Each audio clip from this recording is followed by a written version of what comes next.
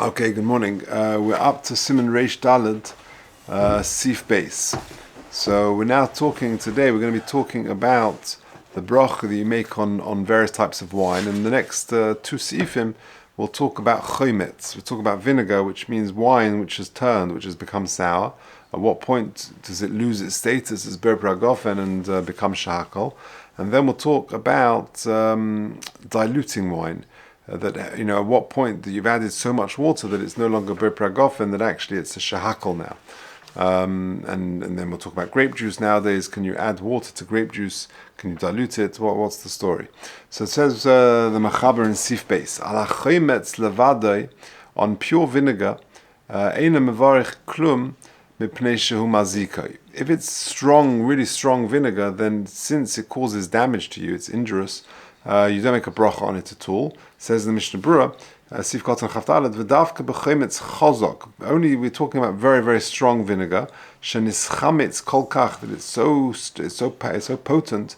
Shemevabea k'shemashlichenes al aretz. When you pour it onto the ground, it sort of bubbles on the ground. Aval b'chometz she'ena chazok kol kach, but sort of more regular vinegar. Vadai isle hano minei uboy bruchei. But other types of vinegar, you if you drink that, you will get hana from it, and that does require a bracha. Okay, now reiche chala pirush chometz. You've got vinegar. It smells of vinegar. The taime chamra. So in other words, you've got wine which has begun to sour. So it smells like vinegar, but the tam is still like wine. So chamru, that has got a status of wine, and mevarich alav beirei pri hagofen. On that you would make a ber pragofen. But let's just do Sif Daled, and we'll do the Mishnah Berurah together. Daled, kol shebnei adam nimnoim lishteisim mipnei chamitzasa. But if it's turned even more, that people refrain from drinking it because it's too sour, it's too vinegary, ein mevarich alav ber pragofen ele shahakol. You don't make a ber pragofen, you make shahakol. So look at the Mishnah Berurah. Reiche chala, Sif zev Sif Daled. The two Sifim we just read. We're talking about wine which is beginning to go bad. And the general way it works is that the smell is miskalkel first, it changes first, and then later the tam. So there is a stage where you smell this wine and it smells like vinegar, it smells that it's gone bad, but actually it will still taste like wine. So in that situation, it's still called chamra, and you make a ber pragofen because it tastes like wine. However, once it's turned more, that bnei adam are hesitant to drink it because it tastes like vinegar, then you make a shahakol. So that's the general rule. Says the Mishnah Berurah Chavvav, Hainu b'sheloi naaseh adayin taimei chala gemura, that the time hasn't yet gone to proper vinegar. You're not going to drink the wine where it's beginning to go turn sour. So then you make a bracha of shahakol. Okay, let's do hay. Shimrei yain. You've got sediments of wine, so you've got grapes and bits, dregs, etc. Mevarich alei ber pragofen. On that, you still make a ber pragofen. Nosen bohem mayim. If you add water to it, then is it considered water, sort of with a bit of flavor of grapes and wine, and you make a shahakol, or is it considered wine? In other words, how much water can you put on the shimarim, the dregs of the residue of the wine at the bottom, that it will still be called wine? So says the Mechaber in Hay, Shimrei yain mevarich aleim ber pragofen, nosen b'hem mayim. But if you put water on it, then this is the rule: im nosen shleisha midas mayim. If you put 3 parts water, umotza arba'a, and your total now is 4, i.e., there must have been 1 part which is considered wine or shmarim, etc. Havle kayayin mozuk umevarich ber pragofen. That has a status as diluted wine, and you would make a ber pragofen on that. Ve'im motza pachas. But if you add 3 parts water to this, and you do not end up with 4 parts in total, which means that the wine is much less, is less than 1 part, it doesn't even come to a quarter, kiyur ba'almahu, then it's just considered like sort of watery. Ve'ena mevarich ele shahakol. On that you would make a shahakol. V'hainu b'yenesh shelohem shoy chazokim. Says the Mechaber, that's back in the days of Chazal, where the wine was very strong, that you would add 3 parts water to every 1 part wine. Avol yena shelonu, but our wine, says the Mechaber 500 years ago, and certainly that's true nowadays. She'enum chazokin kolkach, they're not so strong. Afilu romat tzlasa v'osar bo enum mevarech olav ber paragofen. You add 3 parts water to 1 part wine. That's too diluted, and therefore you don't make a berperagofen on that. Vanira, and it seems it depends very much on the dilution rate of that town. Says the Ramah Hagar, so long as it's not 6 parts water, ki oz vaday bottle, because otherwise then it's certainly going to be bottle. So let's take a look, and then we'll see that in the notes exactly what the halacha is for diluting wine nowadays. At what point does it lose its status berperagofen, and that with grape juice as well. So says the Mishnah Berurah, in Sif Chav Zayin. So the Mechaber had said shimre yayin, you make a berperagofen.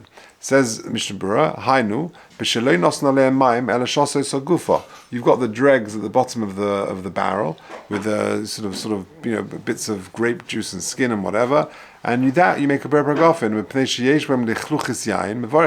because you've got residue, moisture, bits of wine. That is still a berperagofen. But after shmar mazuki mazik, even though the shmarim can injure you, it could be that you're just sort of sucking out the wine, and that's why it's okay to drink it, and it's safe, and therefore you make a berperagofen. However, in the times of Chazal, you would add 3 parts water to 1 part wine, and if you've got 4 parts in total, that's still considered berperagofen. Says the Mishnah Berurah Chavches, Shloisha Midas. Ma'ir b'shmarim shel hanovim. We're talking about residue of sediment of grapes, shedarchu oison, that were pressed, shenasa b'li taravus mayim, that no water was added to it. So the 1 part wine is proper 1 part wine. Avol b'yayin tzimukim shelonu, but our raisin juice, shenishram et tchila tzmukim mayim, where you soaked raisins with water, imkein. You've already got, in your 1 part, you've already got a lot of water. And then you add more water, you're going to further dilute the wine, so you've got to think about what's in the original part. Is there water in there in the first place? You've got to take that into consideration. But if you find that you add 3 parts and you haven't even got a total of 4, so it's considered that then it's definitely not berperagofen. But dafka b'shmarim, and that's talking about the shmarim, or mishum lichluchis yayin sheyesh b'hem eina choshev kol kach. And because of the moisture of the wine, we don't reckon it so much. But wine itself that comes out of the squashed grapes, if you pour water over that, but if we're talking about the putting over the shmar, but if you've got wine which is strong wine and you add water to that, even more than 3 parts, that could still be considered wine. And this is the key. You can dilute it, add water, and still make a berperagofen, so long as it has a tam of yain. So once it's diluted so much that it tastes more like water than wine, then you can't make a berperagofen, and then it will be a shahakol. So it's got to yeh tam yain. I'm in the first wide line. It's drinkable as wine, with this dilution. And this is how people drink it. But otherwise you would say so, but if you dilute it too much, then you make a shahakol. Yep, like any other shahakol. Now, then the Ramah at the end said, but if you add 6 parts water to 1 part wine, then you vadai its bottle and you make a shahakol. Now the Mishnah Berurah is not very happy with this. The Mishnah Berurah says, Divrei Haggah ein lo bir. It's hard to understand it. The Mechaber is talking as a chumrah to be yena shelonu lo sagi she'erak revius yain. That it's, if you have just a revius of yain, it's not going to be considered wine anymore.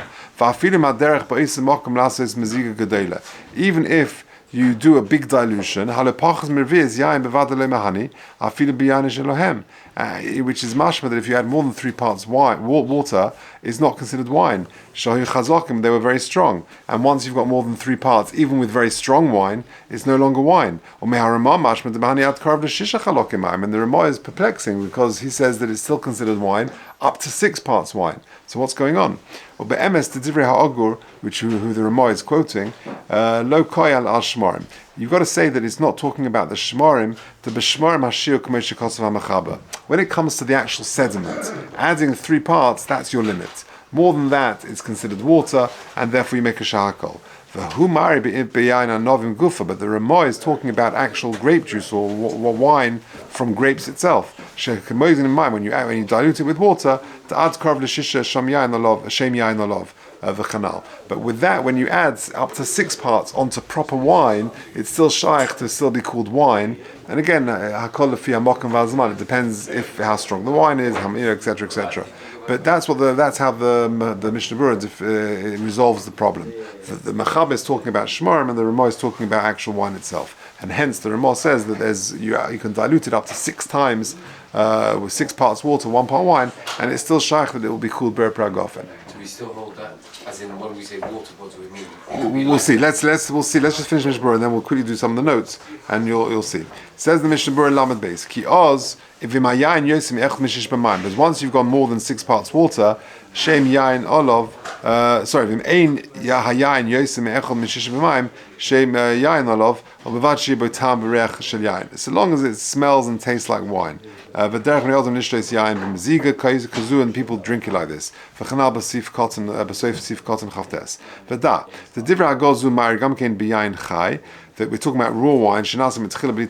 There was no initial addition of water. So, in other words, in our wines nowadays, you've got to know what is the water content and what is the wine content, and that's certainly true with grape juice as well. And therefore, if it's all pure wine, it's like concentrate, there you can add lots of water and it will still have the status of wine. But our raisin juice, where you add a lot of water in the first place to the raisins, you can't have such a massive dilution. And even less than 6 parts water will be, you've lost the status of wine and it will be shahakol.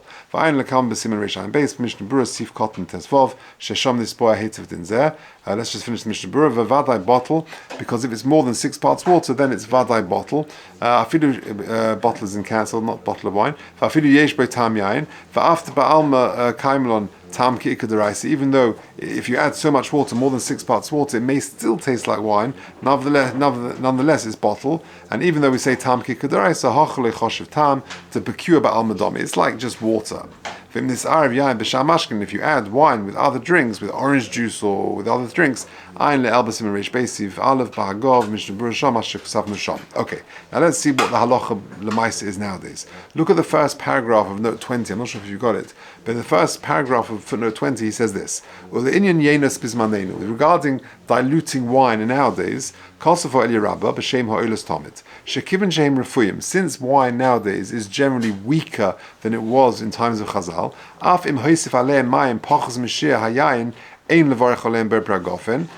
don't make a bragofen if you've diluted it. And therefore it's unclear, he says nowadays, what exactly the ratio is. However, the Pri Megadim writes, he says, the Pri Megadim writes, that you are allowed to add water and it will still be considered wine, so long as the majority combination is yayin. V'chein das hagoner bel yashav lahalocha v'das hachazon ish b'shem hagoner Chaim Kanievsky she'ad shlish mayim bevada she'ef shlehisif, that you're allowed to add up to 1/3 water. So if you've got wine and you've got 2/3 in the becher and you want to add 1/3 of water, then that would certainly still be considered ber pragofen, and that would be okay. It still depends on the nature of the strength of the wine. Just to finish, what about grape juice? So he says in the next column, the paragraph beginning, V'legabe mitzanovim, he quotes the Shadas and Shuvas of the Orach Tzion, she'ein limzoig oisa b'shir she'efsh limzoig yayin. You can't.